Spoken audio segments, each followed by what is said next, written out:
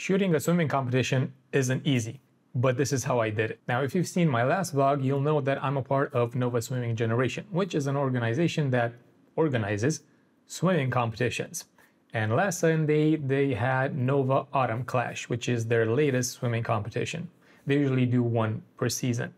And my role within Nova is pretty much Chief Creative Officer. I don't only handle the video side, I handle the entire creative graphic design and a whole bunch of other stuff as well. So the competition started at 10 a.m., but I was there at 8:15 because there are other things that I needed to handle before the competition actually started. And the first thing on the list was setting up the new speakers that we bought, and when I say we, I mean Nova, that we bought for this competition and all subsequent competitions. And we went with the Behringer because one, we can daisy chain them, so we can control just one speaker and all of the information will be sent down the line to the other one.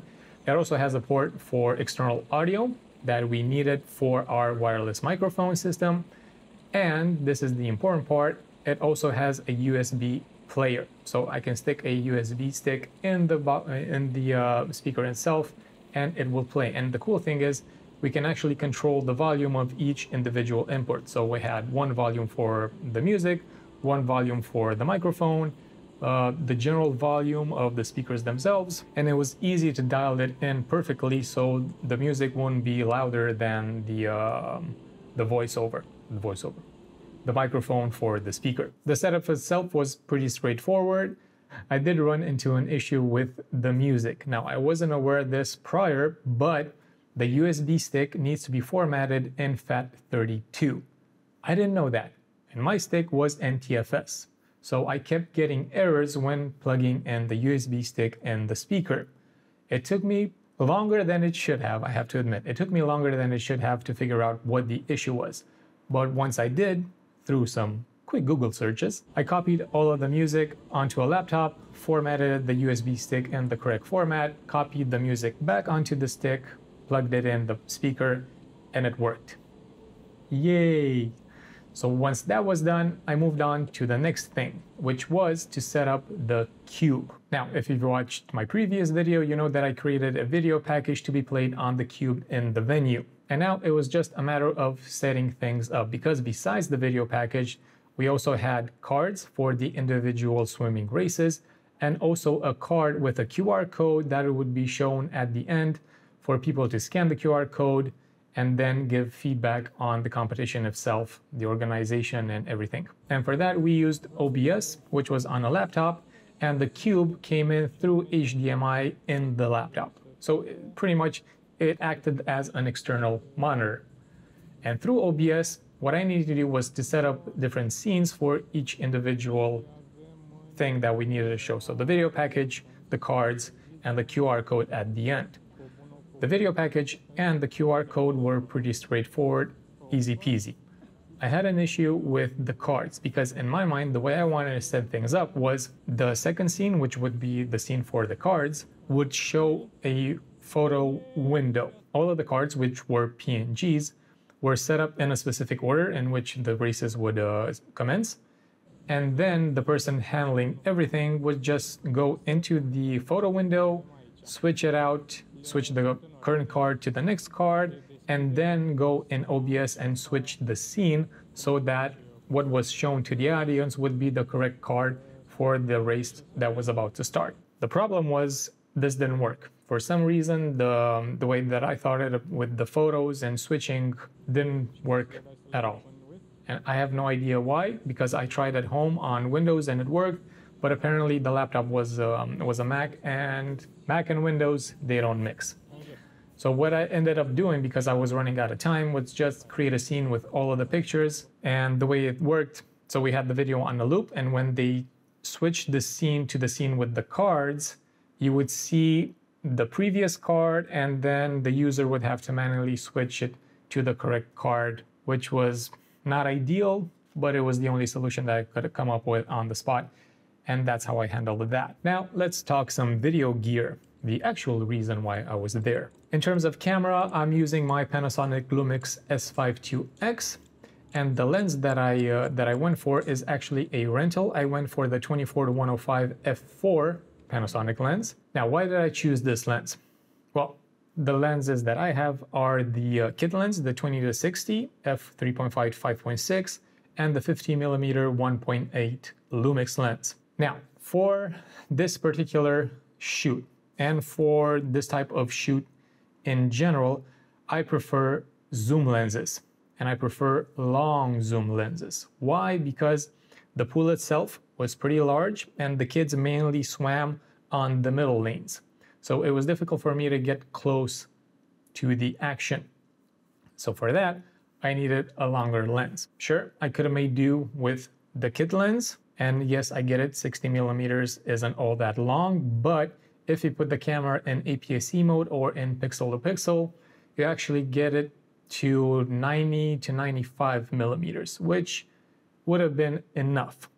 But the other issue that I have with the kit lens is that it doesn't have a fixed and constant aperture. Like I said, 3.5 to 5.6, while the 24-105 is a constant f4. And that is important. Why? Because everything is run and gun at these types of competitions. And I don't have time to worry about switching apertures and then seeing if the exposure is correct. It takes a long time. And I need to be there present with all of the action. So having a constant f4 is awesome. And on top of that, the lens actually has stabilization within it, which with the stabilization in the camera works like a charm. It wasn't necessarily gimbal-like when it came to movement, but for static shots, it worked really well. And especially if you turn on the digital stabilization within the camera, even if you set it at standard and not at high, and I'm not even talking about the IS boost, it actually, once you're standing still, it feels like a gimbal. Sure, if you're at 105, you do get some slight swaying, but no jitters, no freaky movement, no nothing. It is awesome. So having stabilization, double stabilization, was pretty much a lifesaver. In terms of autofocus, I do have to mention this. The lens itself doesn't perform as well as the 50 or the kit lens. It sometimes struggled to nail focus, but 90% of the time it worked great. Now, I don't know if I'm gonna buy the lens because that was the idea. I still have to try the new 24-60 f2.8 from Lumix. I think that's gonna be a better option because f4, it's great. Definitely better than what I have with the kit lens, but it's not an f2.8. It's definitely not 1.8. But anyway, enough about the lens. Now on the camera, I also have a cage that's from Tilta. I have this Ulanzi top handle that I usually use, and also an Ulanzi side handle. Now, about the side handle, I had the side handle before I had the camera. So prior to the Lumix, I had a Fujifilm X-T4. Now the handle comes with 2 screws. Unfortunately, with this new cage, the screws don't fit. So what I needed to do was get an adapter. Now, in addition to the lens, there were a couple of other things that I bought specifically for this shoot. And because apparently I'm a vlogger now, and I need to capture BDS footage, so I got this, which is a ball mount system that has a cold shoe, and on top it's the GoPro locking mechanism that they have with the 2 prongs. And I bought this specifically because I knew that I wanted to shoot BDS and I'm gonna use the GoPro to do it. I would have used the Pocket 3 that I'm shooting on now, but the Pocket 3 is a bit more fiddly and I don't want to have it anywhere near water. With the GoPro, I had no issue. I didn't care. So that's why I used the GoPro. And I got this little thing to mount it on in different places. And you can see me here putting it on the side handle using the cold shoe on top of it. Now, I mentioned that I made a few purchases. This was one of them. The other is this small rig clamp that you see me using right here. And the idea behind this, I wanted to have a more dynamic shot. And the idea was, because some of the kids would use boards, I wanted to mount it, to clamp it on the board in front to get a shot. Now, the clamp itself came with this little ball head, but unfortunately, this was a bit too small for what I needed. So what I got was a tiny little, look at this, small rig magic arm. And this would bring the GoPro a little bit higher so you wouldn't have to see all of the locking mechanisms or the board or the clamp. And I have to be honest, it worked like a charm. And on top of the magic arm, I have these Ulanzi quick release. It's the Ulanzi quick release system for the GoPro. So this, I took this, I screwed it on the magic arm, and now I can take, here we go, the GoPro, which doesn't have the quick release system on it, but I can show you, where is it? So this thing, you put the GoPro, right, and screw it on top using the GoPro's prongs, and this quickly just put it in and lock it, and now it's locked in the magic arm. And now all I have to do to take it off is just, where is it? Yep, press the button, twist it, take it off, and put it somewhere else. This quick release system from Ulanzi for GoPros is awesome, and I highly recommend it. I have a whole bunch of these, and they're spread out on different things. So on this one, I have it on a tripod. You'll see in a video, I have it on this thing, again, from Ulanzi, which is a clip, and I had it clipped on a bag. That's how I got most of the BTS. Highly recommend the quick release system from Ulanzi. But anyway, getting ahead of myself. So this is exactly what I used to get these shots of kids while they were actually swimming in the pool. Now, the system itself, it worked like a charm. I recommend them. The clamp was great. The magic arm, the quick release system, everything. Something that I noticed once I got home, all of them started to rust. And I know these are not meant to be put and kept in water. I understand that. I get it, but in total, they were in the water for maybe 5 minutes and then left out to dry. And it wasn't even a continuous 5 minutes. They were in the water for a minute, left to dry, used again for another minute, because that's pretty much how long it took for a race to from start to finish. So after just 5 minutes, they already started to rust, which again, I get it. They're not meant for that, but come on, only after 5 minutes? They have to have some sort of coating on them to prevent that. What if you take it out in the rain? What, immediately they're going to start rusting? That's a bit of a downer and a bit of a disappointment from Small Rig's side. But what I did, I got some WD-40, sprayed them, scrubbed them down with a toothbrush, and most of the rust went away. There is still some in the hard to reach places. So for example, if I just unscrew this somewhere inside where you can't really reach, there's still some rust, but hopefully not enough to cause damage. So yeah, if you have some of these or all of them, do not put them in water.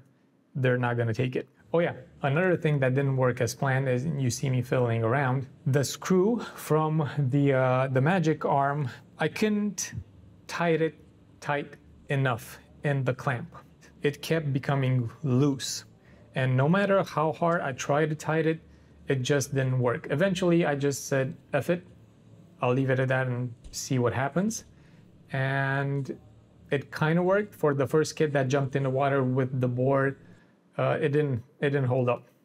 The GoPro fell over and I kind of missed the shot. But I tried tightening and tightening and tightening, and eventually it kind of stayed in place, but not ideal. So if you do plan on using this with the clamp and putting on something that has a bit more weight, just make sure it's on the side that you can't screw out. Moving on. Next, we have a variable ND filter from K&F Concept. It's a 77mm thread, which was awesome because that's exactly the thread size of the actual lens. And I use this because we filmed all in natural light. The house lights, like the lights in the pool, weren't turned on at all. And it was a sunny day. There was a lot of sun, but there were also clouds. So by having a variable ND filter, it was easier for me to change exposure than doing it through ISO or shutter speed or f-stop. And the thing is, throughout the entire competition, I kept the lens at f4. That did not change at all. And for situations where everything was underexposed because of the ND filter, even though I kept it at the minimum, which is ND2, I used ISO to properly expose. Obviously, I shot everything in Vlog, and the minimum ISO for Vlog is 640. And the maximum that I went to, I think, was ISO 2000s when it got really dark, when there were a lot of clouds. Now let's talk a little bit about audio. But before I do that, I need to tell you exactly what I shot. So I needed to shoot B-roll of the competition for a video recap, obviously. We also had interviews with the winners at the very end, and this was a bit more produced with a light and a backdrop and everything. But we also had live interviews with the competitors as they were getting out of the pool. So once they got out of the pool, the presenter would go up to them with a microphone and ask them a few questions, both for the audience because it was transmitted through the speakers, but also for my benefit, that I could capture the interviews for them to be posted later on their social media accounts. For the B-roll, I just used my trusty old Rode Video Micro, and this was mainly used to capture ambiance. I knew that I wouldn't use everything, all of the sound that I captured, because I would swap it out and post for Foley, but just to have something, especially for when kids started chanting or for when parents started chanting or applauding. That's where this microphone came in handy. Now, for the interviews that happened right after the kids got out of the pool, that was a bit more tricky because I couldn't use the exact same mic that was connected to the speakers. I needed to figure out a solution where the presenter could use the mic for the speakers, but also a different mic that would feed into my camera. And for that, I went with the DJI Mic Mini. And you can see me here connecting the receiver for the Mic Mini next to the Rode Video Micro.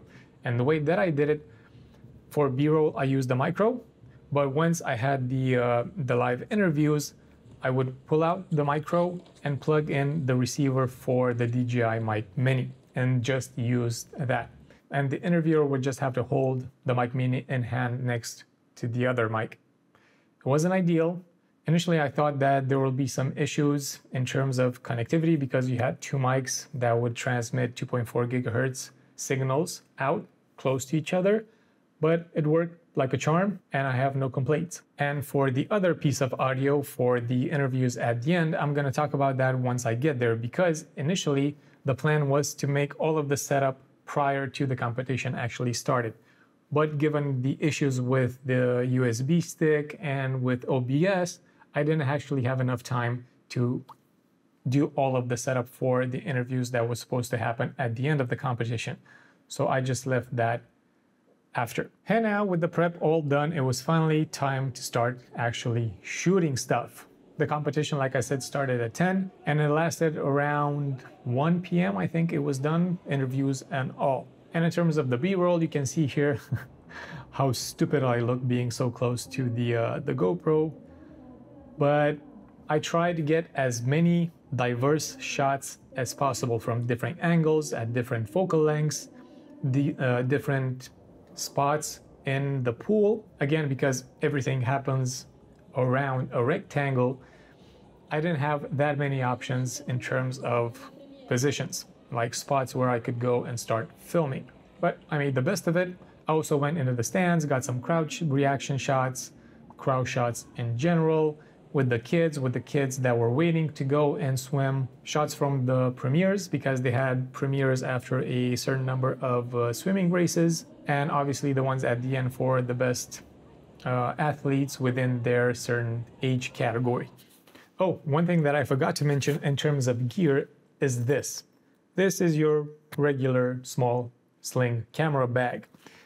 And I had this with me the entire time as a poor man's version of a sack bag, rat bag, cine saddle. I think you know what these things are. They're mainly just to put the camera on them and stabilize the shots. Like I said, the camera was already stabilized pretty well with the lens and body combination, the in-body image stabilization, but this helped stabilize it even further, especially at 105. And what I did was either put the camera on it or rest my elbow on it to stabilize the shot. And what I have in it is just a towel. just to have it be a bit more bulky so it wouldn't sag when I put pressure on it. It worked. That's all I can say. DOI, I'm not gonna say sack again, DOI rat bag or cine saddle. Try it, it works. So once I got all of the B-roll that I could possibly want, in total it was about 200 individual clips and about an hour and a half of footage, which was more than enough for the video that I needed to create. I went to do the setup for the interviews after the competition. And for the interviews, first off, for the camera, I put it on my Malibu travel tripod. For the light, I had my Nanlite FS150 with a Triopo 90cm softbox. Now, you don't hear people talk about the Triopo or Triopo brand all that much, but in terms of softboxes, it's really good. And they have that quick release system that it's really useful and, well, quick. Now, in terms of audio, the setup was a bit different from everything that I showed thus far. I used my DR40X Tascam recorder, and I put it on one of those cheap plasticky photo tripods. I don't really recommend them to use them for anything other than what I use them for, but it was just to have something to put the recorder on. And in the recorder, I had an XLR cable that went into a Behringer XM800S microphone. Those are my microphone of choice when it comes to interviews, and they're my microphone of choice because I already had them. They come in a set of 3. They are dirt cheap, like really, Google them. Really cheap, but the sound quality coming out of them is pretty good, especially if you do some EQ and post-production. And connected to the microphone, I have this, and this is a Clark Technic mic booster. So pretty much what I use these for, because the microphones, they're pretty toned down in terms of volume. I use this to boost the signal and the volume of the microphone. So this goes directly into the microphone and you plug in the XLR cable at the bottom of the mic booster. And again, I have 3 of these. They work great. They're pretty much a cheaper version of a cloud lifter. And that was pretty much the setup for the interviews. So yeah, that was Nova Autumn Clash. If I were to sum it up, I think it worked out pretty well in the end. I mean, all of the shots that I got for the B-roll turned out really well.